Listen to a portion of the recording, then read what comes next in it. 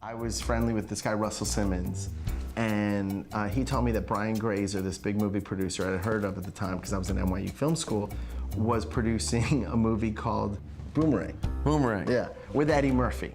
I was dying to have a great assistant, someone that I could train to be a movie producer that could either be as good as me or eclipse me.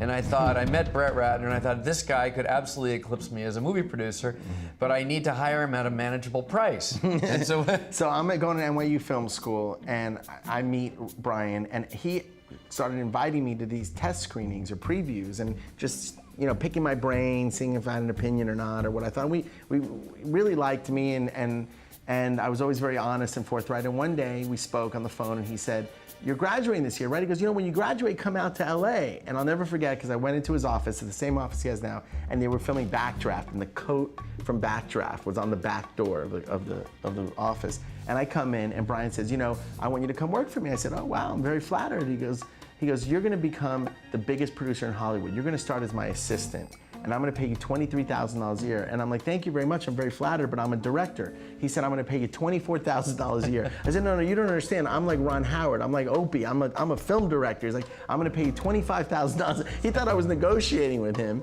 and you know. I felt he was just trying to get the price up. Yeah. But really, he was determined and committed to being a movie director. And I just couldn't believe it that he wanted to be a director. But he was committed to this. And so I'm in his office, and finally, you know, the obligatory next meeting comes, and the secretary comes and goes, "Brian, your next meeting is here." And Brian was like, "Well, thanks, Brett. Good luck in the future." And I was out the door. And that was it. I mean, literally, I was out the door. And I thought, well, I'll never get another chance like that again, but I believe in myself as a director. And when I got my first movie, which just happened to be a few years after that, because I started directing music videos, the first person that called me was Brian. And Brian was the most proud and the most excited. He goes, "You turned me down."